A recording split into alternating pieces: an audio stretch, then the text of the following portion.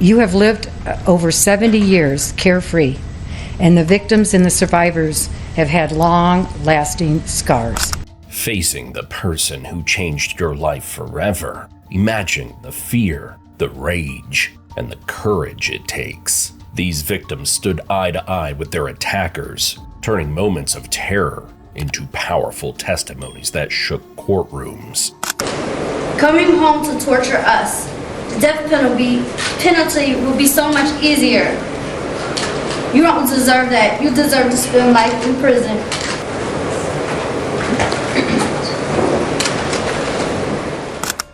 I just wanted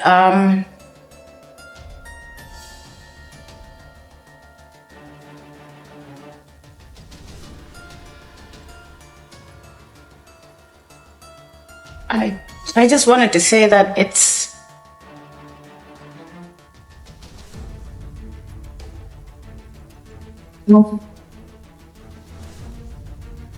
This case is so shocking that it will make you rethink how deeply fear and hatred can wound, and how powerful forgiveness can be in healing those wounds.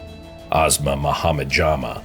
It all started on October 30th, 2015, in a crowded Applebee's restaurant in Coon Rapids, Minnesota. Asma Mohamed Jama, a Somali-American woman, was enjoying a meal with her family, speaking in their native language, Swahili. Suddenly, a stranger, Jody Burchard Reich, approached them, clearly agitated by their conversation in a foreign tongue. Without warning, Jody smashed a beer mug into Asma's face, leaving her with deep, painful cuts that required 17 stitches. The attack was swift, brutal, and senseless, fueled by prejudice and rage. Fast forward to December 20th, 2016, an emotional day in court that would leave everyone in the room speechless. The courtroom was packed, the air thick with tension as Asma stood before the judge to deliver her testimony. All eyes were on her, but her gaze was fixed on one person, her attacker, Jody Burchard Reich, seated silently just a few feet away. Asma's voice trembled slightly as she began to speak, recalling the pain and trauma she endured since that horrific day. "What happened to me is unacceptable," she stated firmly. "It shouldn't happen to anybody else." She shared how the attack shattered her once carefree spirit, leaving her fearful to go out alone. The emotional weight of her words was palpable, and the courtroom hung on her every syllable. But it wasn't just the pain that Asma shared, it was her resilience. As she continued, her voice grew stronger. She declared that the attack, while devastating, did not break her. "I am a strong person," she told the court. "I'll keep fighting." The room went silent, the gravity of her words pressing on everyone present. Asma Jama, that's ASMAJAMA. All right, thank you. And what did you want to say? I just wanted to say thank you, Honor, for giving me the opportunity to speak. What happened to me on that day is unacceptable. It shouldn't happen to anybody else. It made me, I used to be a carefree person, and now I can't go anywhere by myself. It really impacted and changed my life for the good and for the bad too.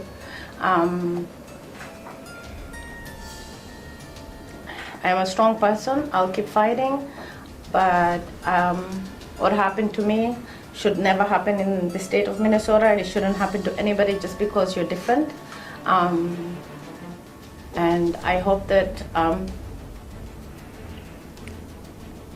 if I could ask you if I can talk to the defendant, would that be okay? Then, in a move that stunned the courtroom, Asma turned directly to her attacker and asked the judge for permission to address her. When granted, she took a deep breath and looked Jody in the eye. "Jody," she began, her tone calm but resolute. "What you did to me that day wasn't good. You should never do anything like that to anybody." Her words hung in the air, heavy with emotion. But what came next shocked everyone. "In front of everybody here, I do forgive you," Asma said, her voice steady. My religion teaches me to forgive, so I can move on with my life. If I hold a grudge, and the hate you hold towards me, it won't serve me well. Her words of forgiveness pierced through the tension, leaving the courtroom stunned. Asma wasn't just forgiving her attacker, she was offering her compassion and hope. I hope that you choose love over hate, she continued, her voice filled with conviction. Having hate just eats at you. It's not good. Jody remained silent through her entire testimony. She didn't look up, didn't meet Asma's gaze. The judge's decision was clear. Jody Burchard Reich would serve 6 months in jail and 5 years on probation. Prosecutors had opted to charge her with felony third-degree assault instead of a hate crime, a decision that carried a heavier sentence. But for Asma, the case was never about punishment alone. It was about breaking the cycle of hate. In her final remarks to Jody, she drove home a powerful message of unity. We're all the same, she said. It doesn't matter what's on my head. It doesn't matter the color of my skin. We're all the same human beings. Sure. Jody, what you did to me that day wasn't good. You should never do anything like that to anybody. But I just wanted to tell you in front of everybody today that I do forgive you. My religion teaches me to forgive so I can move on with my life. If I hold a grudge and I hold the hate you hold towards me against you, it's not going to serve me well. So in front of everybody here, I do forgive you, and I hope that you choose love over hate. I really do, because it makes your life easier. Having hate just eats at you. It's not good. I hope you find what you're looking for, and I hope at the end of this journey, I know you've had just as long as a year that I have had, and my intention for you is not bad. I don't have any ill feelings towards you. I just want you to, at the end of all this, to understand that we're all the same. It doesn't matter what's on my head. It doesn't matter the color of my skin. We're all the same human beings. We're fighting for the same rights. This case is so shocking that it will make you question how someone could live a seemingly normal life while hiding a monstrous secret for decades. Victims of the Golden State Killer. This case is a chilling reminder that evil can lurk in even the safest of places. In a Sacramento courtroom in August 2020, survivors of one of the most prolific serial rapists and killers in American history finally confronted the man who terrorized them for decades. Joseph James DeAngelo, the Golden State Killer. Their words pierced the courtroom, exposing the raw pain they've carried for over 40 years. Gay Hardwick, her voice steady but laden with emotion, stood before the court to recount the horror she endured on March 18, 1978. Your Honor, I'm Gay Hardwick, formerly of Stockton, California, she began, her statement laying bare the trauma she had kept buried for decades. Her words painted a picture of a terrifying night. The first home she and her husband had purchased together, filled with hope and dreams for the future, became the site of an unimaginable nightmare. That night, DeAngelo broke into their home while they were sleeping. He kidnapped her from her bed, raped her repeatedly, and subjected her to unspeakable acts of violence. She recalled, "He stole the few precious pieces of jewelry that I owned. Gold rings given to me by my family to commemorate my graduation from college. I was the first girl in my family to graduate, and those pieces were important to me." Her voice trembled as she detailed the calculated cruelty DeAngelo inflicted. He ransacked their home, ate from their refrigerator, and drank 2 beers, all while she lay bound and blindfolded on the cold hardwood floor, exposed to the freezing March night. He tormented me with threats of death for me and my loved ones should I make a sound or resist in any way, she said, her pain evident with every word. Your Honor, I'm Gay Hardwick, formerly of Stockton, California. While living there in the first home my husband and I purchased together, where we had so much hope for our future,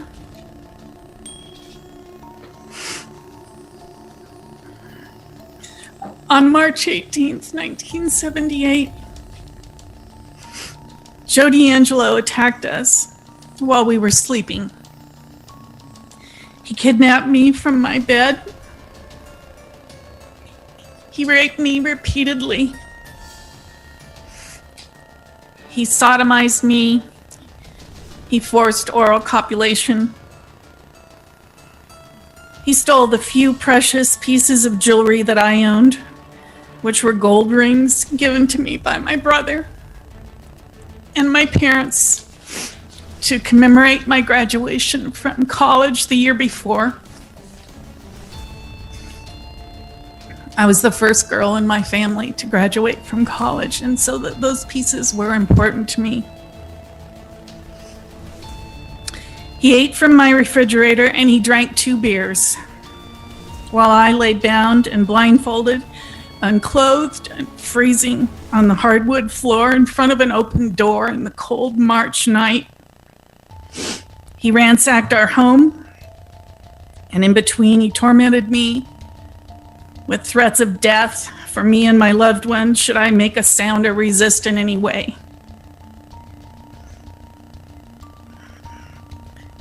The aftermath of this attack has been with me for 42 years.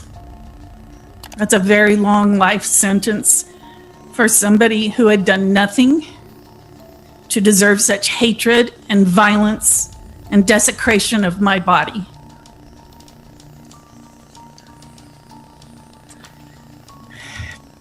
Gay's husband, Robert Hardwick, then took the stand. His words were filled with anger and sorrow as he described the helplessness he felt that night. It was terrifying for me because I was totally helpless, he said. I could do nothing to protect her. His voice cracked as he revealed the long-term toll the attack took on their lives. The hardest thing for me over the years was observing my wife having anxiety attacks and panic attacks, knowing there was absolutely nothing I could do except to support her. I can't erase her traumas. Gay and Robert's strength shone through as they vowed not to let DeAngelo define their lives. Then on March 18th, 1998, DeAngelo appeared in our life. He broke into our home. He tied me up at gunpoint. He assaulted and raped Gay repeatedly. It was terrifying for me because I was totally helpless. I could do nothing to protect her.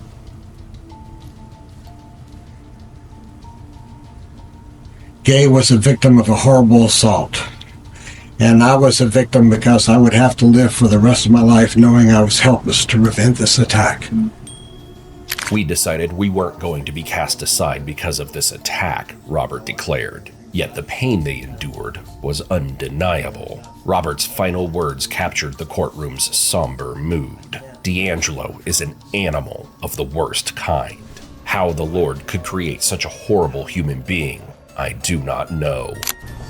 The hardest thing for me over the years was for me to observe my wife having anxiety attacks and panic attacks, knowing there was absolutely nothing I could do except to support her. I can't erase her traumas.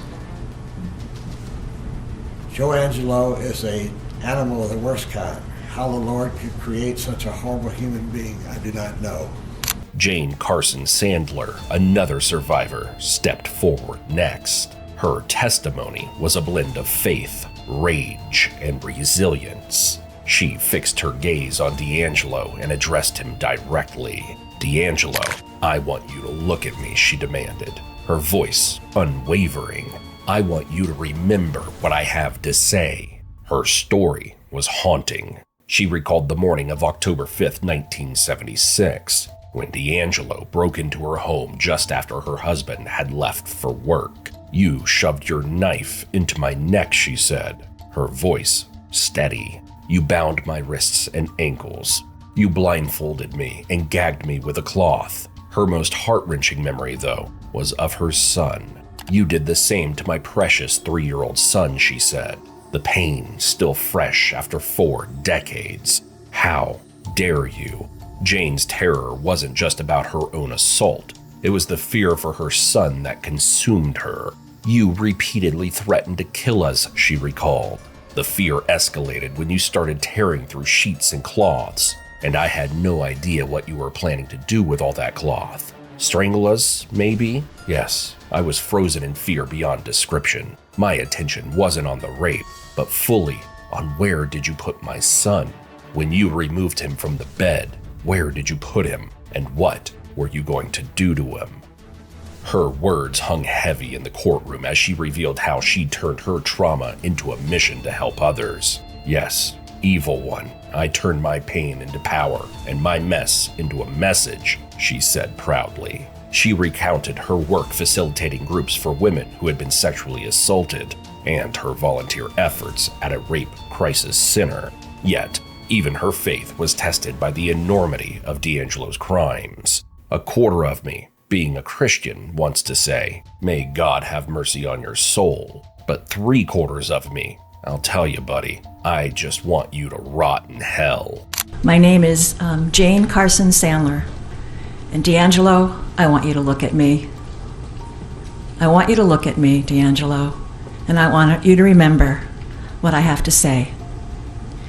First, I want to say, glory be to my Lord Jesus Christ for sustaining me with his peace, his love, his strength, and power over the last 44 years. Yes, DeAngelo, it's been 44 years. On October 5th, 1976, when you broke into my home in the early hours, just after my husband had left for work, and you shoved your knife into my neck, you bound my wrist and ankles, you blindfolded me, and then gagged me with a cloth. Remember that? But you also did the same to my precious 3-year-old son. How dare you? Then you repeatedly threatened to kill us. The fear escalated when you started tearing sheets and cloths, and I had no idea what you were planning to do with all that cloth. Strangle us, maybe? Yes, I was frozen in fear beyond description. My attention was not on the rape, but fully on where did you put my son when you removed him from the bed? Where did you put him? And what were you going to do to him? Yes, evil one, I turned my pain into power and my mess into a message by facilitating groups of women that had been sexually assaulted and volunteering at our rape crisis center. All very worthwhile activities. Well, quarter of me, I want to say to you, may God have mercy on your soul. But then there's another 3/4 of me that just want to tell you, buddy, to rot in hell. Each testimony revealed the depth of the trauma DeAngelo inflicted and the strength it took for survivors to stand before him after decades of silence. Witness after witness shared stories of nights filled with terror and years of lingering pain. They spoke of stolen innocence, shattered dreams, and the ongoing struggle to rebuild their lives. Some cases are so deeply disturbing that they leave you questioning the very nature of evil, and this one will haunt you long after hearing it. Michelle Knight. In a Cleveland courtroom in 2013, Ariel Castro, a man who had kidnapped and brutally abused 3 women for over a decade, entered the courtroom with an air of defiance mixed with desperation. As he faced the judge and the victims he had tormented, he made a series of statements that attempted to justify his actions and portray himself in a sympathetic light. He began by addressing the perception of him as a monster, saying, "People are hating me and calling me a monster. I'm not a monster, I'm sick." This declaration set the tone for his defense as he tries to distance himself from the heinous nature of his crimes.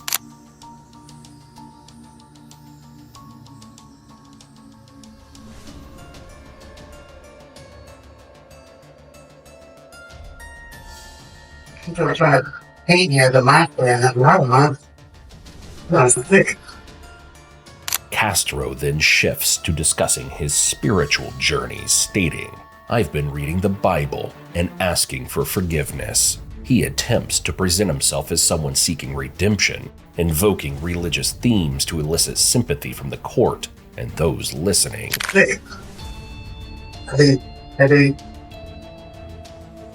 My sexual problems been so bad on my mind that I become impulsive.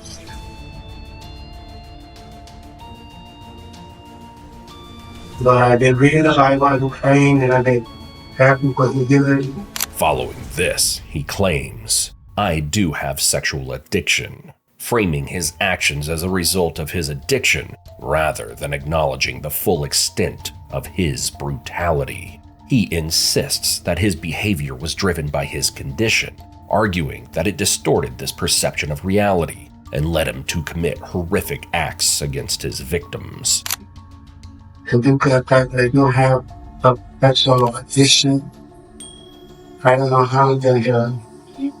One of his victims, Michelle Knight, stood before him, her voice filled with pain and defiance that shattered the silence that had enveloped her suffering for 11 long years. Castro's crimes shook the nation to its core. He had lured Michelle Knight, Amanda Berry, and Gina De Jesus into his home, imprisoning them in unimaginable conditions. For years, they endured relentless torture, isolation, and mental abuse. But now, the tables had turned. Castro was no longer in control. He sat shackled in a courtroom, while Michelle, one of the strongest voices in the case, finally had her say. With trembling hands, Michelle took a deep breath and began to address the monster who had stolen more than a decade of her life. "You took 11 years of my life away, and now I have got it back.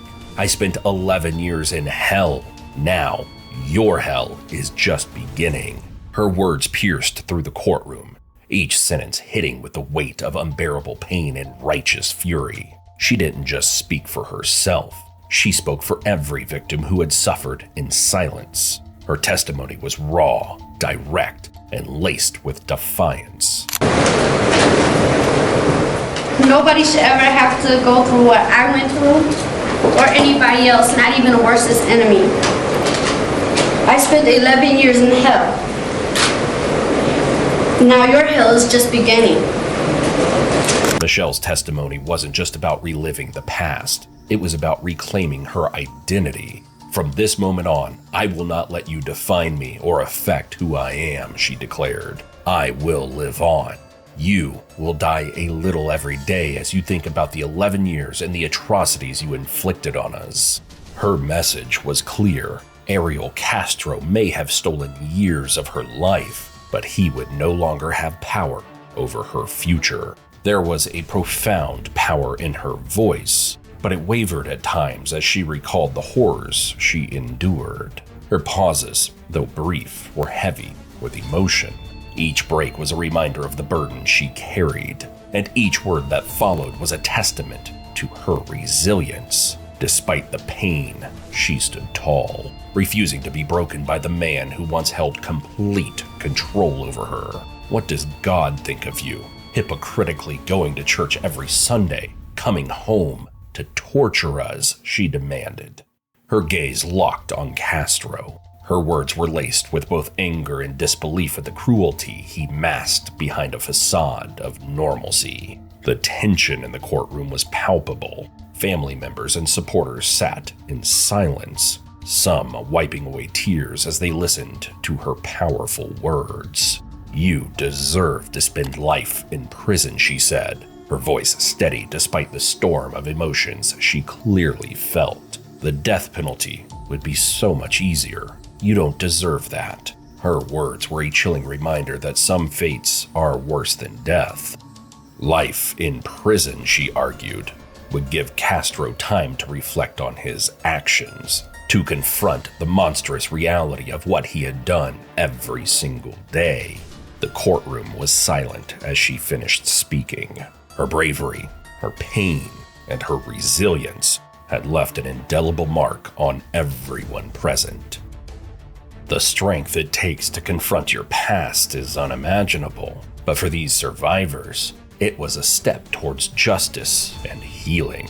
Their stories remind us all that courage can turn pain into power.